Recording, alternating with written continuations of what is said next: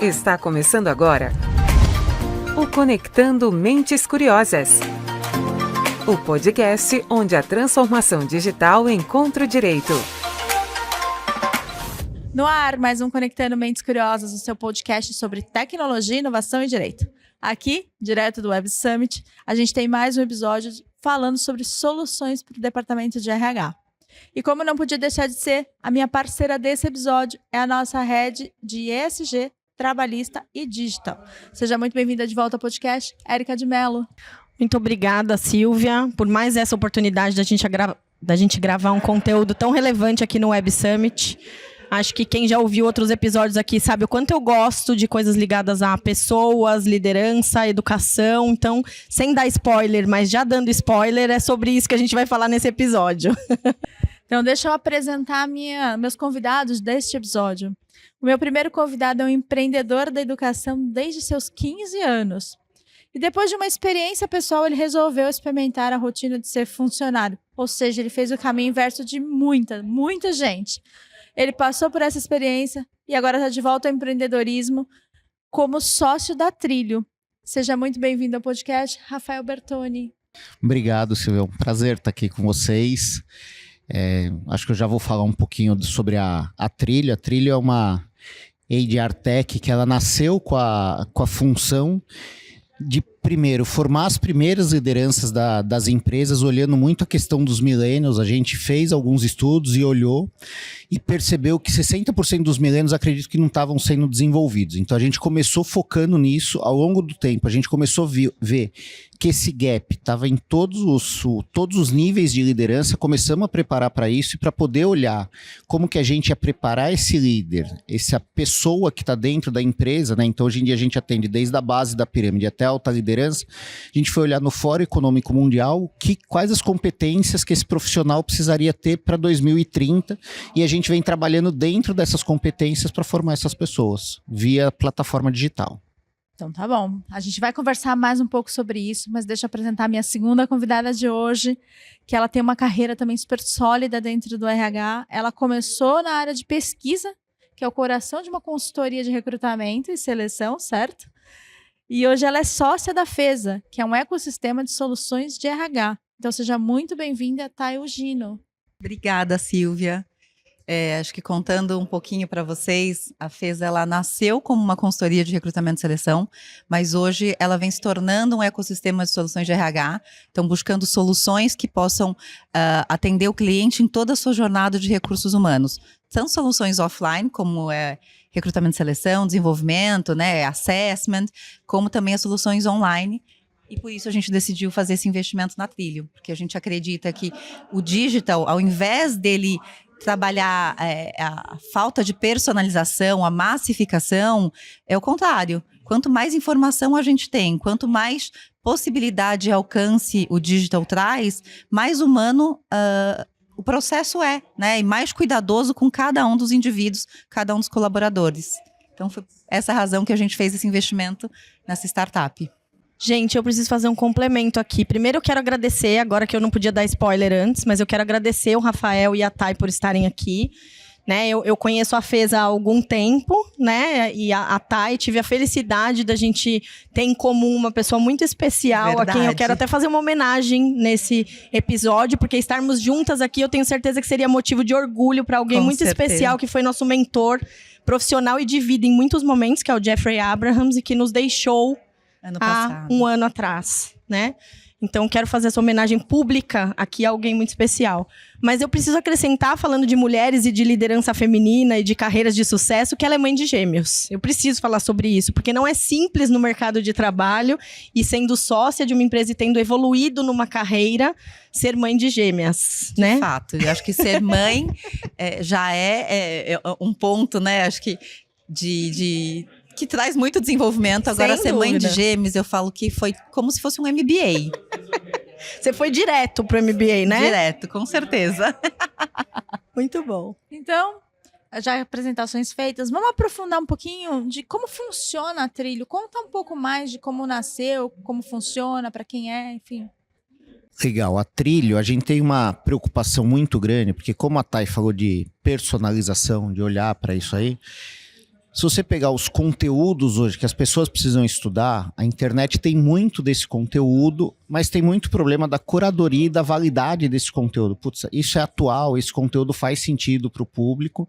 Então a gente tem uma área dentro da Trilho que a gente olha esse Fórum Econômico Mundial, olha essas competências. A gente hoje trabalha com 12 competências do Fórum Econômico Mundial. Tem esse time de educação e curadoria que vai buscar consultores no mercado, normalmente são executivos de mercado, então quem fala para quem vai aprender são pessoas que estão sentadas em cadeiras que passam pelas mesmas dores, tá? Então a gente tem esse time de educação que faz essa curadoria das pessoas, a gente faz toda essa produção de conteúdo e isso vai para a plataforma. São pessoas que têm propriedade em todos esses assuntos, né? Exato. A gente também usa em alguns momentos algumas pessoas que vêm da academia, mas a gente sempre quer que essa pessoa tenha a experiência profissional. E o que a gente tem feito, então, é olhar o público que vai ser atendido, pegar esse consultor ou professor para fazer isso, então, público operacional, primeira liderança, média gestão, alta gestão, a gente começa, quanto mais na base da pirâmide, por ser um pessoal mais novo, a gente olha essa questão da geração, eles têm uma facilidade maior com o digital, então a gente vai trabalhando com isso, conforme vai crescendo na pirâmide essa pessoa, a gente começa a fazer um mix do digital para ações que são síncronas ou presenciais, muito porque é um pessoal que quer ter um trabalho mais de discussão com esse professor e poder sair com frames para aplicar no trabalho, tá? Então é muito essa forma que a gente produz conteúdo. Eu estou falando da parte do core do negócio. Junto com isso veio uma parte de tecnologia, porque a gente começou com a linha de conteúdo e os clientes começaram a pedir, a gente quer mais plataforma, a gente não tem um player para o seu conteúdo, a gente começou a desenvolver esse player, hoje a gente tem uma plataforma que é um LMS quase, um LXP, então eu tenho o conteúdo da Trilho, posso pôr conteúdo da empresa, posso pegar conteúdo da internet para complementar, e uma coisa que a gente fez, pensando em democratizar essa educação com os clientes que a gente tem, o aplicativo da Trilho, primeiro já ter aplicativo já é um diferencial, nem todas as plataformas têm, e a gente preparou esse aplicativo para ele funcionar no offline, então é possível você baixar os conteúdos, fazer o curso em qualquer lugar, então quando a gente fala de Brasil, muitas vezes a gente pensa São Paulo, Rio, Curitiba, BH, locais onde a internet é fácil, mas a gente acaba esquecendo todo o restante do Brasil. Então a gente fez isso para poder democratizar o conhecimento, tá? Isso é muito legal, né? Pensando no que você falou do Brasil, onde está conectado, onde não está conectado, porque acaba contribuindo até para a diversidade do que a empresa pode ter de profissionais ali conectados com ela.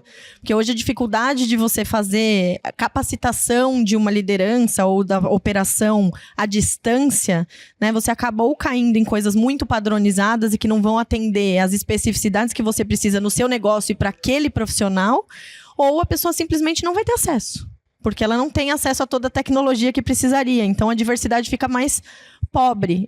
Continuo nos grandes centros, onde o acesso à tecnologia é mais fácil. E eu acho que vai um pouco além disso, né? Porque quando a gente fala de atingir diferentes públicos, geralmente tudo isso é muito massificado, né? Então, eu sou diferente da Érica, que é diferente da Silvia, que é diferente do Rafa. Então, como é que eu tenho um conteúdo, uma trilha de desenvolvimento que de fato funciona para cada um de nós, de fato atende à necessidade de desenvolvimento de cada um, né? Isso acontece? Na maioria dos lugares, não, né? Então, acho que, né, Rafa, acho que seria legal contar a maneira e como é que a gente concebeu isso para que, de fato, a gente pudesse utilizar a tecnologia, né, utilizar o conhecimento de recursos humanos, utilizar o que a gente tem de melhor, mas para abranger o maior público possível de maneira efetiva, né? E não só pro forma, como muitas vezes acontece. Sim. Isso daí a gente tem feito, como a Thay trouxe, a FESA está investindo nesse ecossistema de RH.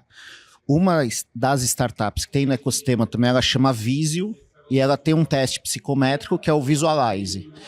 A gente pega esses dados do teste psicométrico e cria trilhas específicas para as pessoas. Então, a gente primeiro está aproveitando o dado, porque na hora do recrutamento, aplica-se o Visio para poder recrutar essa pessoa. Normalmente o que o pessoal faz? Legal, peguei essa pessoa, ela atende a vaga e joga aquele dado fora, vai para um programa de onboarding, ele passa 90 dias ali naquele onboarding, depois que ele vai fazer um PDI para poder performar. Quando faz o PDI na chegada, porque Quando muitas não vezes para faz, ali, né? muitas vezes faz depois do primeiro ciclo de performance, né, de avaliação de performance. E daí o que a gente tem feito? A gente pega esses dados do recrutamento, faz essa conexão das competências que saem no teste psicométrico, olha com as competências do Fórum Econômico Mundial, a gente olhou o gap, ou potencializar essa pessoa, então ela tem a trilha de cultura da empresa, e a gente acaba criando também uma trilha individualizada para que essa pessoa comece a performar antes, isso facilita na inclusão da pessoa na empresa e até diminuição de turnover, tá? E acho que esse foi um dos objetivos da FESA quando a gente criou esse ecossistema, porque o RH ele tem muitas possibilidades de recursos no mercado, mas ele passa mais tempo concatenando essas soluções, né, e tentando fazer o match de uma ferramenta, de uma solução com outra. Então, quando a FESA criou a ideia, quando a gente concebeu o ecossistema, como é que eu facilito a jornada do RH? Né? Então, como é que eu saio do que é o default, o que é padrão? Então, como grupo, contratar default, eu preciso contratar aquela pessoa, mas como é que eu faço para ajudar o cliente a fazer ele performar mais rápido, aculturar mais rápido? Não é que quando eu contrato ele perfeito, e depois de um ano de avaliação, né, de resultado, eu falo, nossa, ele tinha esses gaps. Não, ele sempre teve. Se tivesse cuidado desde lá do começo, a performance poderia ser muito melhor, mais rápido, né? Então, acho que a criação desse ecossistema tem muito a ver com como é que eu facilito a vida do cliente. E a Trilho vem muito nesse caminho, a Visio vem muito nesse caminho, né? De como é que a gente tem um denominador comum ali para ajudar o cliente em todo o processo, mas de fato, para quê? Porque eu quero que ele seja uma pessoa melhor, um gestor melhor, quero, mas na verdade eu também quero que ele performe mais rápido, eu quero que ele aculture mais rápido, eu quero que ele fique mais tempo na empresa, que ele se adapte bem à cultura da empresa. Porque isso também gera uma economia financeira bastante relevante, penso eu. Esse processo de aculturamento, esse onboarding bem feito, como o Rafa mencionou, né, ele reduz em até 50% o turnover da pessoa após 8 meses. Né? As pessoas perguntaram para mim uma vez, e vocês criaram esse programa de trazer um onboarding mais bem feito para diminuir o índice de repair, né, que é de refazer a posição? Eu falei, não, porque ele passa do período de repair. Geralmente, é depois do primeiro ciclo de performance que a pessoa começa a ver que não está legal, que não se aculturou bem, aí às vezes as relações ficam estremecidas. Então, para ser justo com o cliente, porque depois de 18 meses a gente já não tem mais a garantia, mas eu quero que ele continue performando, eu quero que ele continue feliz na empresa, porque afinal a gente mudou a vida de uma pessoa, mudou a empresa. Isso né? Então, muito relevante. A ideia é ter sempre recursos para ajudar o profissional a crescer na carreira, a empresa performar, ter resultado. No final da história é para isso. Ô, Rafa, e conta pra gente das competências, porque acho que quem vai assistir a gente não conhece as 12 competências, né? Conta pra gente aqui pra ficar, quais são essas competências? Agora pegou, lembrar as 12 competências, não não é, mas eu vou fala as pegar principais pra gente, aquelas que são os desafios mais que atuais. Nem assim, diversidade é um desafio que é bastante atual, então a gente até, para entender, a gente criou uma série que chama Vozes Plurais, então a gente trata do tema de equidade de gênero. Muito legal. E sempre com uma visão não de militância, então só para trazer para ter essa ideia. Então, que nem a gente tem que é sobre equidade, fala de mulheres e pessoas aliadas. Aí tem PCD, tem LGBTQIA+, mas a gente fala de criatividade, fala de inovação, fala de agilidade, fala de garra, fala de accountability. Então, é nessa linha das competências que a gente trabalha e a gente acaba dividindo em human e business skill. E eu acho que o que é importante, que a Thay trouxe, que a pessoa vai vendo, investir nesse tipo de treinamento, em qualquer treinamento, eu diria, também tem um retorno que você trouxe, Silvia, de investimento e do pessoal ver a valorização, que se torna uma marca empregadora. Porque quando você está treinando um funcionário, você está preparando essa pessoa para a vida, que eventualmente ela vai sair. E daí é um outro ponto que a gente cuidou na Trilho, que a gente percebeu, As universidades têm usado o certificado dos cursos da Trilho para contar como hora Que legal! de complementar na Sim, faculdade, sim. pós-graduação. E daí só uma curiosidade, a gente acabou precisando criar um verificador de certificado, porque daí que a universidade aceita. Então tem uma senha quando a pessoa vai no site, a universidade. Então até esse retorno, que não é o intencional, mas de ser uma marca empregadora, o que é muito legal, que aumenta o número de candidatos. Então você passa a ser mais relevante.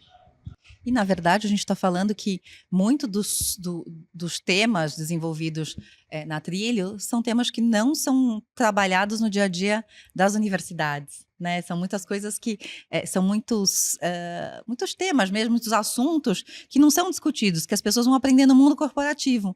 Então, como é que a gente contribui também, né, nessa complementariedade? Você estava falando um pouco de humanização, pessoa, adaptação, performance. E você trouxe uma frase no começo do episódio falando que o digital, não, ao invés de desumanizar, ele humaniza.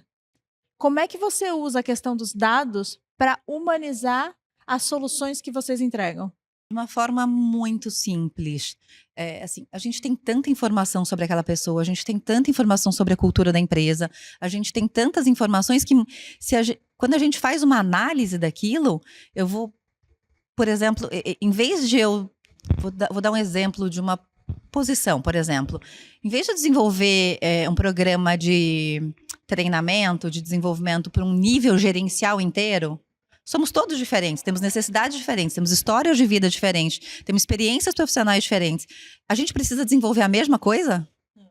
De certo, não. Assim, posso te garantir que não, né? Então, como é que eu, de fato, olho para a Érica, faço uma análise do perfil dela, das competências que ela desenvolveu, da história dela, falo, Érica, teu ponto de desenvolvimento é esse, esse, esse. Então, desenvolver uma trilha personalizada. Isso é possível fazer manualmente?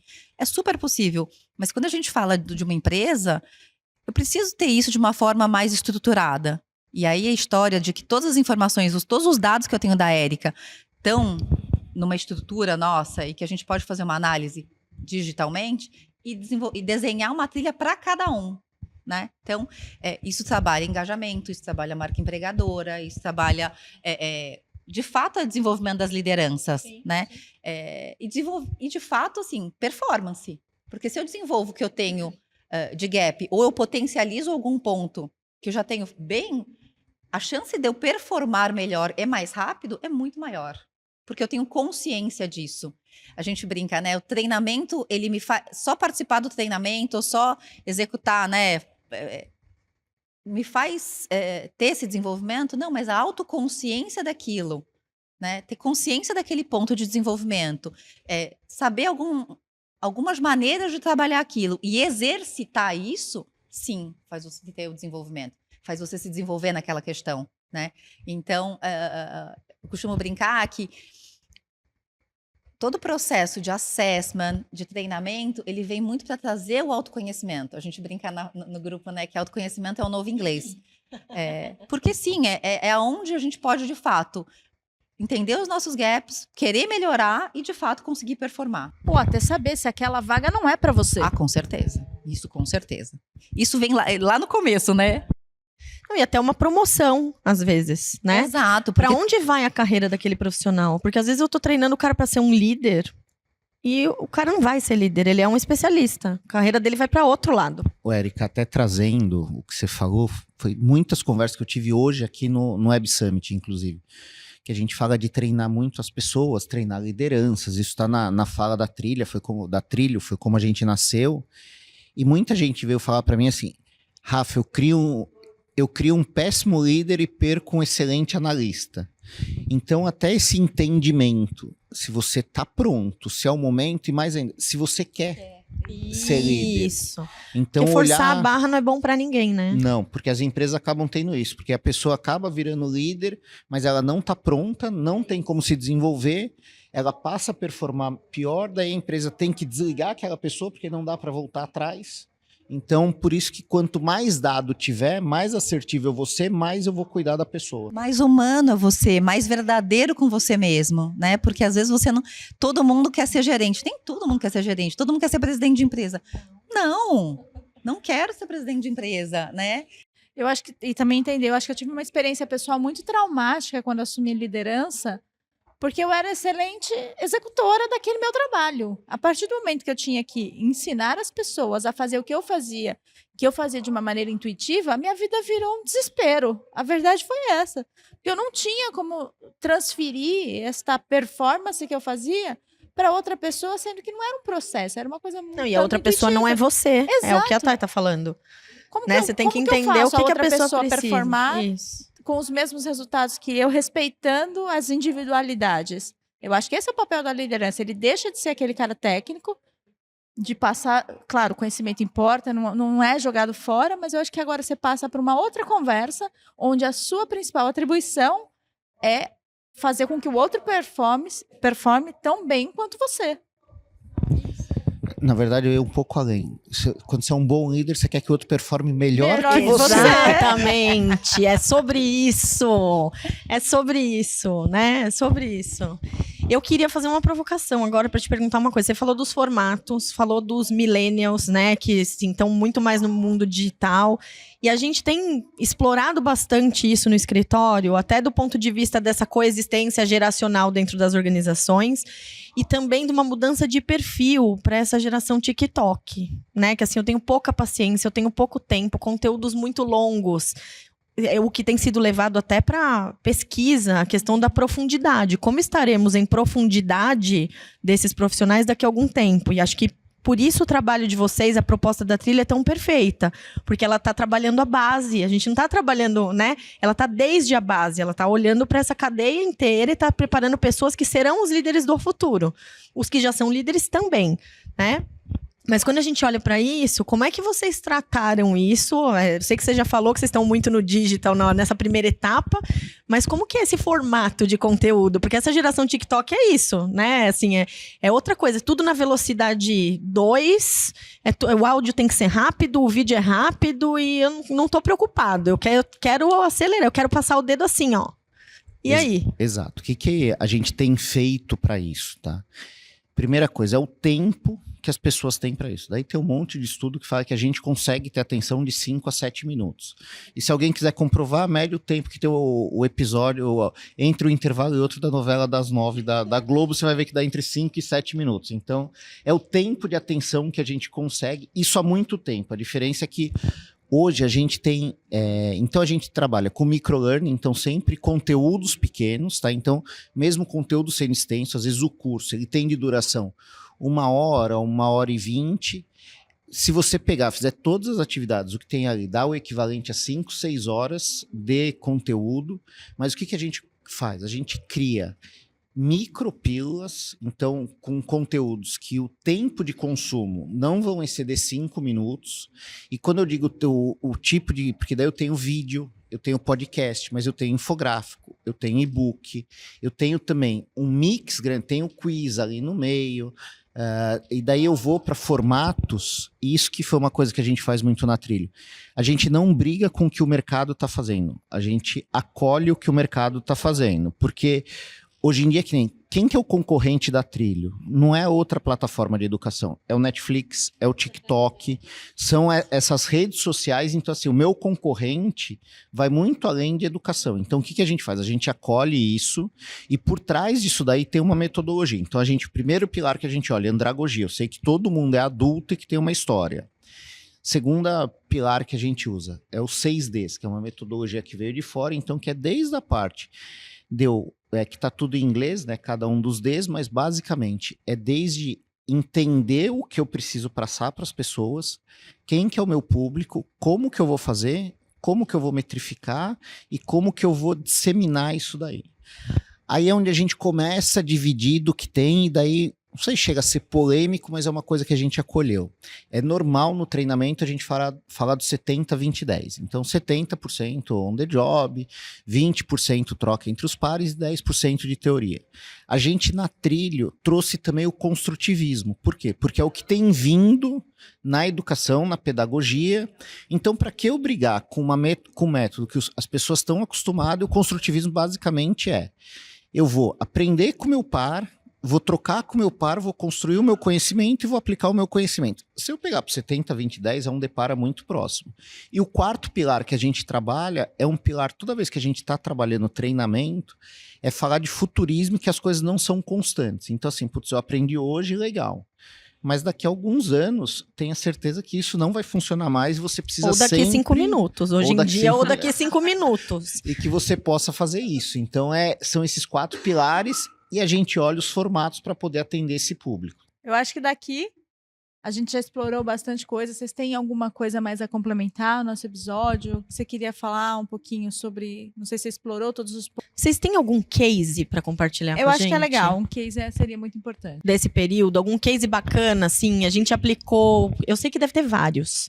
Mas, assim, um que você queira compartilhar com a gente, qual era a dor, o que vocês fizeram e onde chegou? Tem o case da Eletrobras, por exemplo, que é um cliente nosso, que ela fazia o onboarding da turma da Eletrobras, que veio bem nessa mudança. A Eletrobras está passando a ser uma empresa privada, ela veio de um modelo estatal para esse modelo privado. Que muda bastante. Que muda bastante, exato.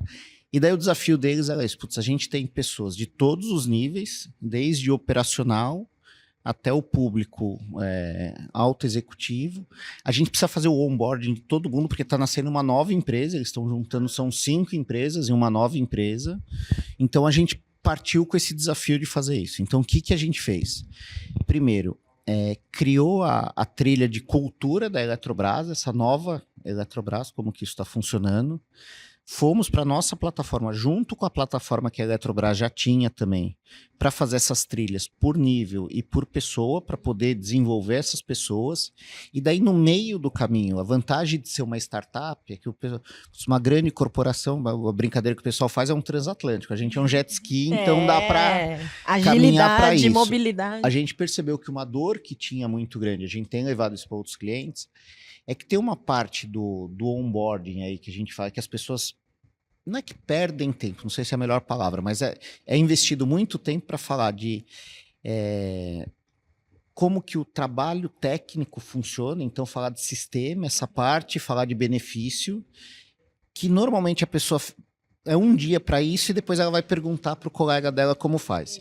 Então, a gente acabou trazendo tecnologia de chat GPT, essas tecnologias de IA generativa, a gente coloca esse conteúdo, então a gente usa como um tutor, a gente cria um bot com IA generativa para trazer essa parte hard skill do onboarding e se preocupa com cultura e desenvolvimento durante o onboarding. Esse é um case que eu acho que é bem legal do que a gente está falando aqui. Muito legal, porque isso conecta tudo, né? A necessidade, o formato. Você não começa pela parte chata, você vai ter o chatbot que vai te ajudar nisso. De novo, entendendo o que atende esse público. Exato. Né? Então, adaptando o processo. Formato. De novo, usando tecnologia, usando os dados que tem para adaptar todo o processo de onboarding para garantir um melhor entendimento, para garantir um melhor uso do tempo, garantir mais eficiência. Acho que é um pouco do estilo, né, do nosso trabalho. É fantástico, eu estou encantada, né? Como eu falei, eu já conheci a Feza, eu sei de vários outros projetos que a Feza tem lá no ecossistema dela. Uma longa história já, Uma né? longa história com a Feza, né? E com alguns dos sócios. Conheço e admiro muito o trabalho, a metodologia, a seriedade no mercado, porque conheço de verdade e profundamente.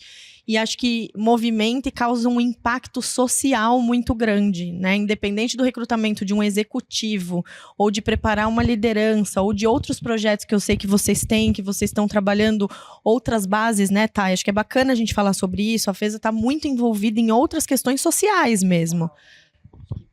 Pode contar, Claro, então? claro, acho super importante. A Feza, em 2018, criou, ideia do Carlos, meu sócio, criou uma estrutura social para fazer mentoria de jovens em situação de vulnerabilidade social, mas jovens que, no momento de entrada no mercado de trabalho, porque muitas vezes o jovem não tem essa referência dentro de casa, né? Então, começamos na pessoa física a fazer mentoria de jovens do projeto Smart, do Marcel Teles, que recebiam bolsas de estudo para a escola particular, e a gente percebia que muitas vezes eles conseguiam entrar no mercado de trabalho, mas não permaneciam, né? Porque eles não tinham referência do que eles poderiam ser. Porque ele entrava numa boa faculdade, mas para a família tanto faz ele estar numa USP ou estar em Harvard, e fazer qualquer outro, ou Ele não não tem fazer com quem faculdade trocar, desde né? que ele tenha uma receita, né? Então a gente começou num trabalho de mentoria na pessoa física e o Carlos quis montar, né, essa empresa doando uma parte do nosso lucro para que a gente pudesse fazer mentoria de jovens e aí multiplicar esse esforço, porque a gente impacta a vida de uma pessoa, será que a gente não consegue fazer mais, né? Então criamos o Croma. O Croma hoje Fantástico. é um instituto, né? Ele não vive mais somente de uma parte do nosso lucro, mas ele capta dinheiro para conseguir fazer ampliar essa atuação, né? Então, fazer mentoria de jovens em parceria com empresas. Diversas empresas já participaram, acho que a gente já tem mais de 6 mil jovens impactados pela mentoria.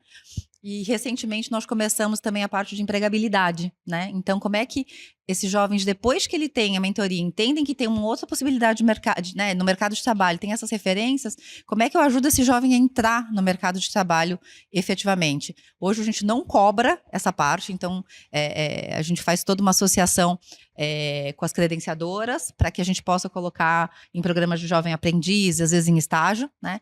Mas a ideia sempre é como é que eu ajudo, eu não perco esse jovem talento para um mercado paralelo ou para, né, para nenhum mercado, né? Como é que a gente fala tanto de talento no grupo? E tem como é que eu muitos trago, talentos, como é que né? eu mantenho esses jovens talentos no mercado corporativo? E Croma significa criando e reconhecendo oportunidades para mudar o amanhã. Então, eu acho lindo, particularmente acho lindo. É lindo. E é um trabalho que a gente vê como para as empresas tem sido importante, porque conecta muito, e aí falando dos jovens, os jovens cada vez mais têm procurado empresas que estão alinhadas aos seus propósitos. E trabalhar o futuro, impactar a vida das pessoas de uma maneira positiva, é um propósito que conecta com diferentes idades. Então, isso, independente da questão geracional, tem uma aderência, tem um impacto em todo mundo. Então, é muito maravilhoso. Sabe que a gente conversou aqui no Web Summit com um profissional que está, né, com a empresa aqui, que ele falou sobre isso. Ele falou, sou um engenheiro civil de formação, mas eu percebi que eu não queria ficar fazendo cálculo de qual era o tamanho da estrutura. Eu queria impactar a vida das pessoas. Eu queria impactar de uma outra forma o mercado. Né? Então é sobre isso, é sobre propósito, conexão com outras coisas. Então, assim, é fantástico, porque realmente, quando fala de ecossistema, é um ecossistema que não está preocupado só com as corporações, mas sim com o impacto que causa na sociedade. Traz educação, de uma forma geral, né, para pessoas em situação de vulnerabilidade. Educação é base, e que mais e mais empresas entendam isso, né, que a gente só vai ter profissionais melhores se a gente também contribuir com isso. Isso é uma responsabilidade compartilhada do mercado, né? Não é só do poder público, não é só das grandes empresas, mas é uma responsabilidade compartilhada. Então, traz educação, mexe com o destino das pessoas, né? A vida, o propósito, a renda, o mercado, né, se movimenta com isso. E você acaba indo nos ODS, como a gente falava aqui, nos Objetivos de Desenvolvimento Sustentável, está totalmente conectado com isso, com a erradicação da pobreza, né, com a educação. Então, assim, é isso. A Agenda 2030, ela serve para isso. Não é para estar só no papel, né? A empresa que, de fato, quer perenidade, que quer ter vida longa enquanto corporação, aquele CNPJ, ele pode durar quantos anos? Todos, ele é ilimitado. Enquanto houver vida, né, haverá. E aí, de novo, que é uma coisa que eu sempre repito aqui, e quem já ouviu outro sabe, assim, a empresa não existe sem as pessoas. Então, não adianta a gente pensar só no CNPJ, que ele só existe se tiver um monte de CPF embaixo que, de fato, esteja conectado com aquele propósito, com aquele objetivo, e se movimente para fazer aquilo acontecer com essa propósito, troca, a gente né? vive todos os dias. A gente não isso. vive só no papel, a gente não vive só na mídia, a gente, né, eu acho que esse é um diferencial nosso, né? Modéstia à parte, eu acho que, assim, todo mundo que trabalha lá acredita e vive isso todo dia, né? Não vive só para colocar na mídia, né? Então, faz parte dos valores, faz parte da essência faz parte do nosso jeito. E eu sei que é verdade, porque eu conheço vocês, não é só preencher uma vaga. Né? O que você falou aqui agora há pouco, é mudar a vida de uma pessoa. Então, independente de eu agradar o meu cliente que me contrata eventualmente para fazer uma posição, eu estou mudando a vida de uma pessoa. Será que aquilo é realmente o melhor para ela? Né? Eu tenho responsabilidade sobre aquilo. Então, faz todo sentido ter esse compromisso, essa ética e essa linha tão comprometida com esse impacto positivo. Então, sim, eu sou suspeita para falar, volto a dizer, porque eu sou encantada com o modelo e com as pessoas que trabalham lá, sou super fã. Obrigada. Muito obrigada, eu espero que a gente tenha outros encontros, já estou aqui super pensando várias coisas, porque, né? Pensando Pode várias convidar pautas, que a gente vem, né, Rafa? vários Com temas. certeza. Vamos gravar lá no Super! escritório. A gente já tô pensando vários episódios aqui pra Combinado. gente, Já tá? tá combinado, Muito obrigada, Tá gente. ótimo. Obrigada, Então, com isso, Silvia. eu agradeço de novo, faço minhas palavras da Érica, de vocês terem vindo. Estendo o convite para vocês irem gravar outros temas com a gente também lá no escritório. E agradecendo também ao nosso ouvinte ou quem estiver assistindo a gente por aqui, por ter ficado até esse finzinho. Lembrando que você pode assistir todos os nossos episódios lá no Spotify ou na nossa playlist lá no YouTube do PG Advogados. Então vai lá, acessa, marca o sininho para ser notificado sempre que tiver um episódio novo. Eu vou terminando esse episódio por aqui, mas eu te espero no próximo. Talvez direto do Web Summit, ou talvez não, se você estiver vendo outros episódios. Até lá!